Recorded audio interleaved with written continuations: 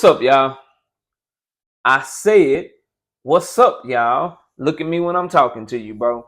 Nah, I'm just messing with y'all, man. This your boy Knockout Boxing 86 TV, and we in here. So check this out. Before we get going, smash the like button, subscribe to the channel if you're new here, share the video, turn on your notifications, and don't forget that we live Monday, Wednesday, and Thursday night, 7:30 p.m. Central Time. And you can also catch me live every Sunday morning with the Singing OG KQKC Boxing Network. Also, please join the channel as a member. Drop super chats and super thanks, because we're trying to do this full time, and the more money we have coming into the channel, the more time I get to spend dropping content for y'all. But let's go ahead and get it popping, bro. Keith Thurman got a lot to say about Errol Spence, and then he got a lot to say about the prospects of Errol Spence Terence Crawford fight. The main thing is he want Errol Spence to thank him for ducking him. Keith Thurman want Errol Spence to thank him for ducking him. Let's read his comments and react to what he said, bro. He said these fights are still possible. Says, I'm ready. I take my portion and you take your portion. And the truth is, Earl, you should thank me. If I fought you when you called me out, when you was nobody, you would have got paid nobody money. You fight Keith Thurman today, you make more money than Keith Thurman. He says, I knew the big fights have to be built up. It's one of those small things the fans don't like. But big fights need to be built up, and I love making them as big as they can be. Let's see. You need to take out a Keith Thurman. You need to take out an Errol Spence Jr. I like Crawford's style. He has more angles. He has more diversity, and that might play into his benefit. He might find something that others haven't found on Spence with being able to attack from so many different angles, being ambidextrous, and he's very talented at both sides. It's fun and then he talked about Spence that's fundamentally sound and it's effective, and he is the bigger man. He is a true welterweight. He says they can fight each other. Then what? You need great fighters to make great fights. He's calling for the fight. He wants the winner. And Keith one-time Thurman, to this day, to the day I retire, will always be one of the greatest in the welterweight division. I do need to be more active. I have something in the works. No matter what manifests, we will get this ball back rolling. Look, bro.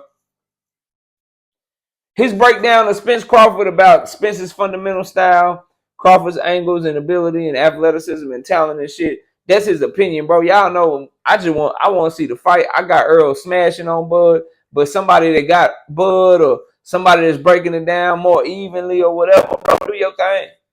So I ain't got no issue with him talking about the things that both fighters bring to the table. Hell, Keith Thurman is a great boxing mind. You can tell when you hear him talk about the sport, because he also broke down what Ryan Garcia did wrong versus Gervonta Davis, and I found that to be very intellectually sound and show that he got a great brain for the sport. You can tell he a thinking man's fighter, so we ain't taking nothing away from the breakdown, right?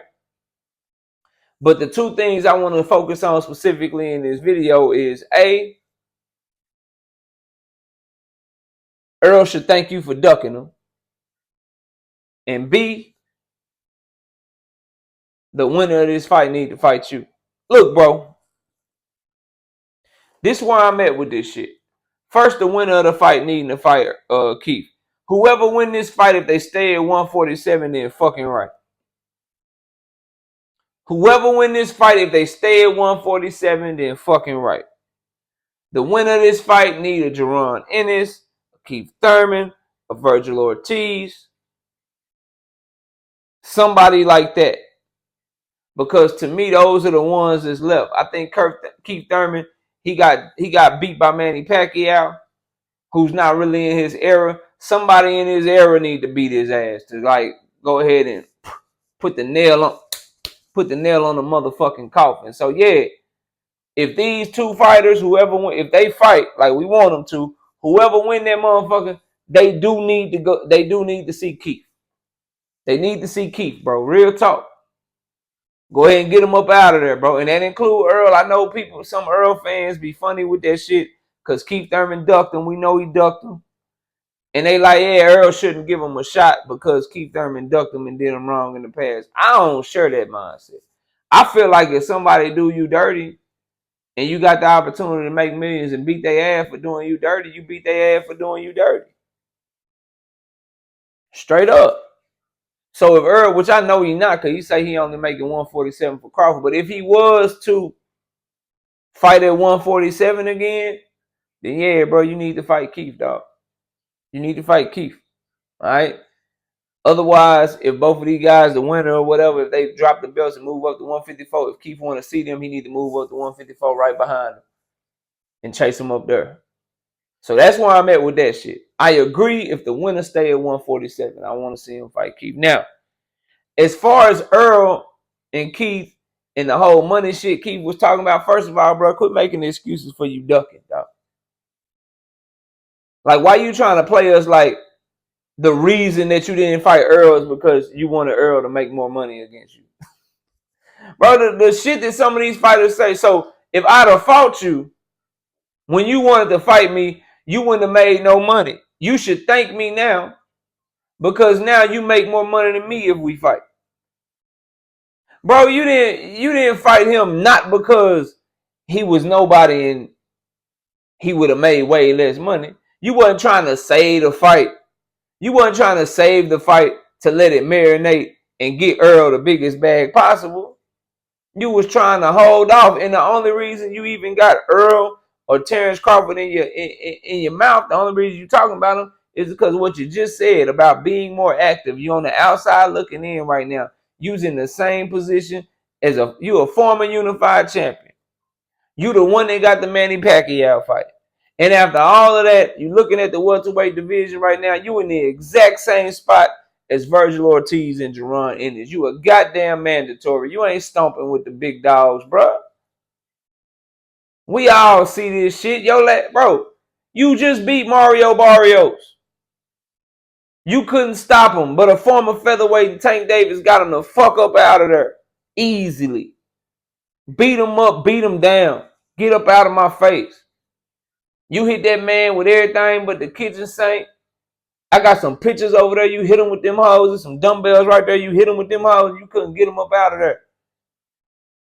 And you ain't fought since then. That was February of 2021. No, 2022. My bad. It's 2023 right now.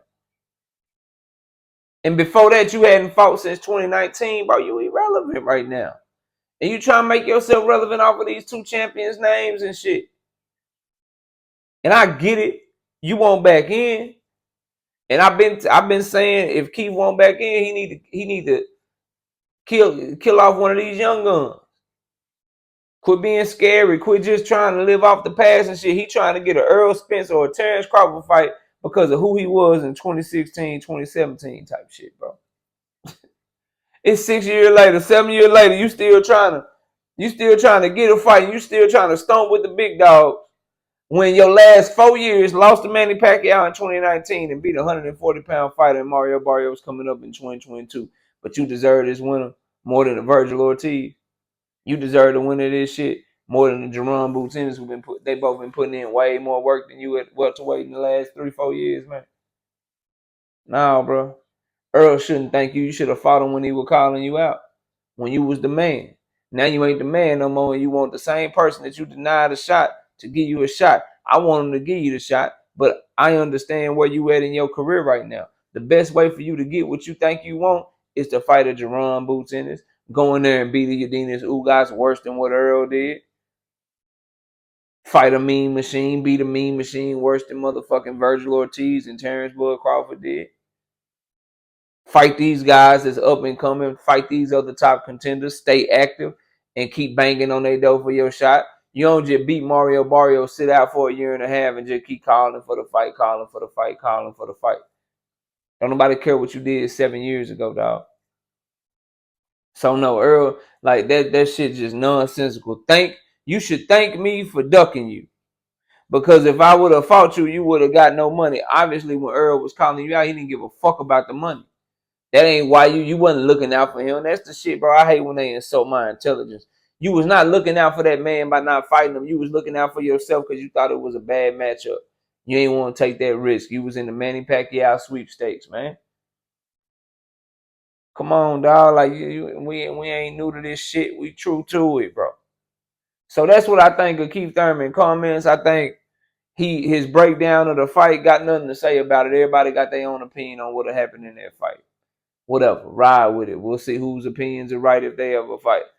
As far as the winner needing to fight him to close a chapter, I would like somebody that's kind of on his same era to fight him. And so if the winner of this fight stays at 147, then yeah, I'd love a Keith Thurman fight to go ahead and close that chapter. But I fully anticipate the winner to move up to 154. Thanking Errol or Errol should thank him for ducking him, bro. Nobody should thank you for keeping him away from an opportunity, bro. I don't know what the fuck he talking about. Because it's like Errol should thank you. And he was a nobody when you fought him, and he should thank you because now he can get more money fighting you. But you didn't care about none of them other people's money, bro, that you fought.